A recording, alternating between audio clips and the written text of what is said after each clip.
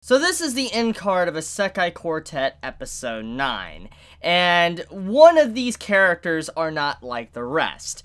But all jokes aside, Cosmo's face is honestly the perfect representation of someone that knows they're around monsters. Like, it's just kind of funny, in fact, that the man has, like, the best luck. Like, in terms of his stats, if there's one thing Cosmo has, it's that he's lucky. He's probably the luckiest man throughout all 4 of the main protagonists from the respective series. But the thing is, though, because of his luck, it makes me wonder, how did he manage to get into the same group as them? I guess in a way maybe he might get special privileges to where he might not actually get messed with as much by them, but regardless, though, it's just hilarious. The end card is just truly amazing, and I might use it as a thumbnail just because of how good it is. But enough with that. Let's talk about this episode. There is a lot of serious things that happen, especially towards the end of the episode, that I want to talk about. And I think by now, everybody knows I love all 4 represented series throughout this show. I love Tanya. I love, Konosuba, I love Overlord, and I love ReZero. I love all 4 series, but one of my favorite loves when it comes to these 4 series is Overlord and ReZero. I especially love those 2 series.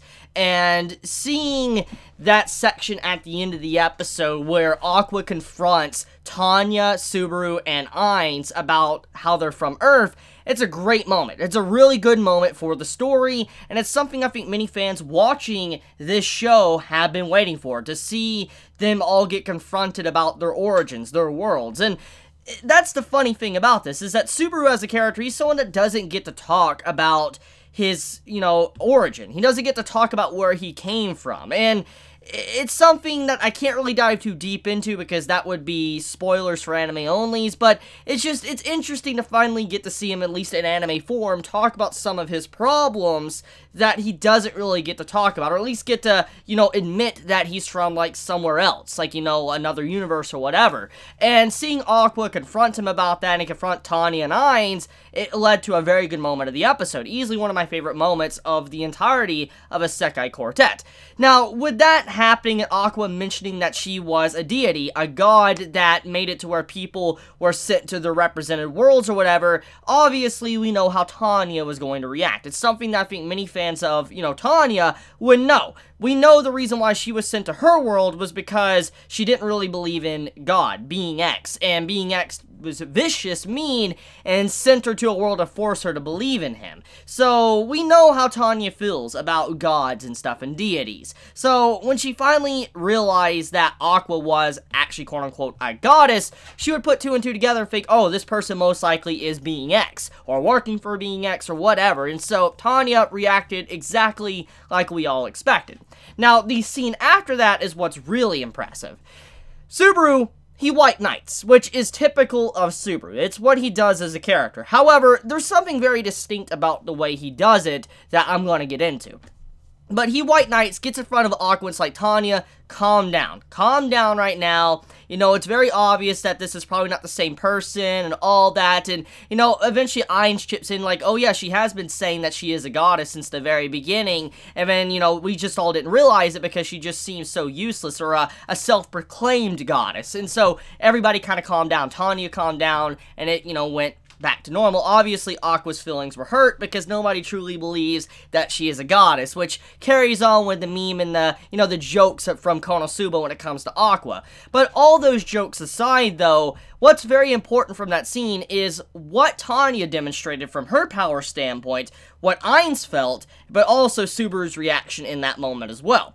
Tanya, obviously from her anger, we finally get to see where she is on the power scaling board, when it at least comes to the Overlord characters.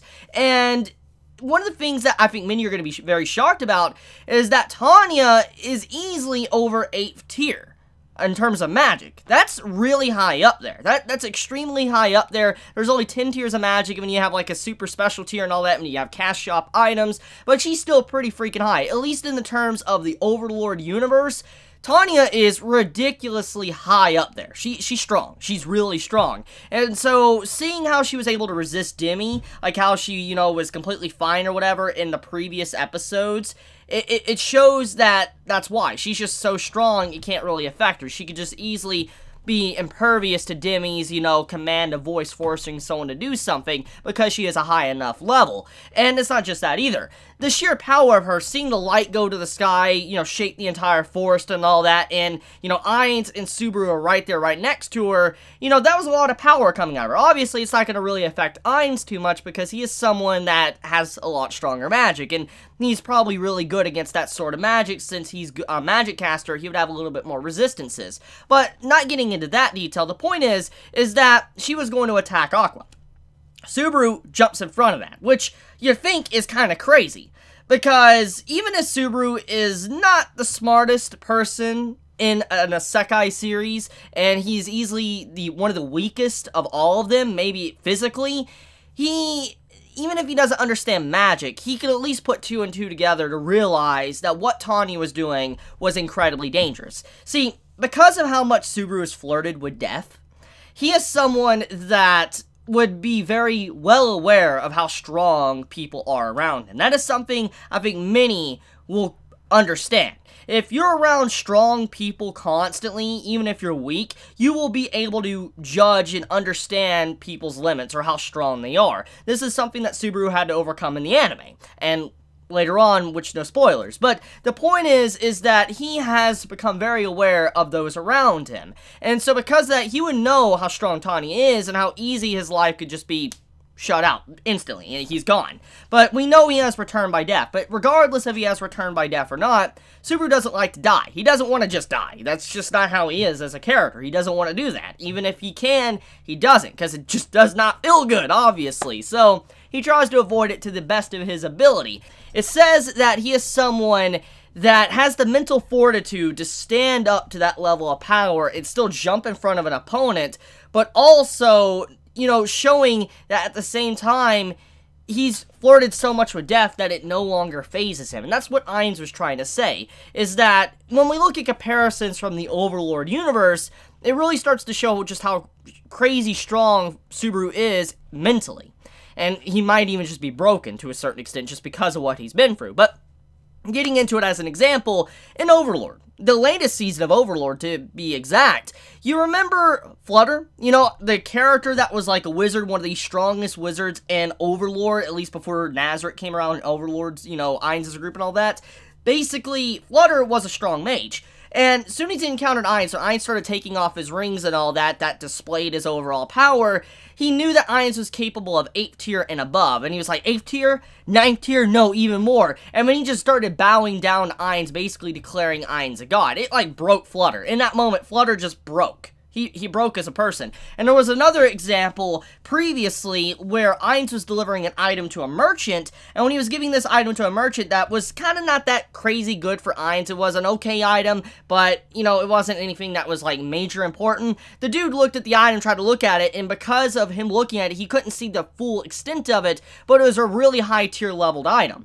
And he started to just freak out. It, like, broke the man's mind, like this merchant or whatever. So, we know for a fact that when it comes to Ainz' level, at least 8th tier and above, it breaks people. But once again, Subaru, not even affected. He didn't care. So, like I said, it's pretty cool. It's just cool to see those comparisons between the series and just how much Subaru has been through just to be able to withstand something like that and not even care. Like I said, I know Subaru doesn't truly comprehend probably all the extents of magic, but he still understands what death is. He knows when he's around death. And being around someone like Ainz and Tanya, he's gonna understand that.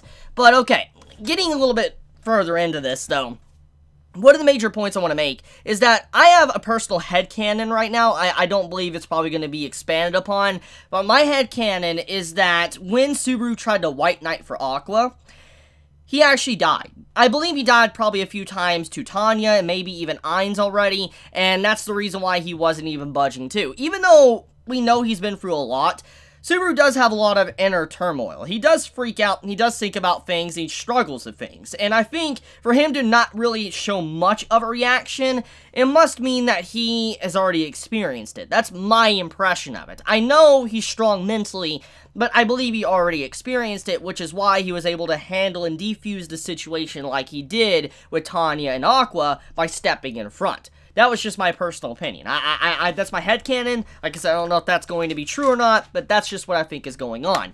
But okay, enough with that. Let's talk about the fan service, the beach episode. So, this episode had a lot of fan service. I can't really show on screen because YouTube doesn't like it that much, but there was a really good scene with, you know, Darkness, and all the characters just started staring at her, and it reminded me of this scene from Konosuba, and I can't show the corresponding image from, you know, the episode of Isekai Quartet, but you know what I'm talking about when you see just the image from Konosuba alone. So that's the point here. It's funny just to see that Darkness is still what she always was in her series, and I just love the meta jokes that Isekai Quartet constantly adds in, and I think many have just fallen in love with this series.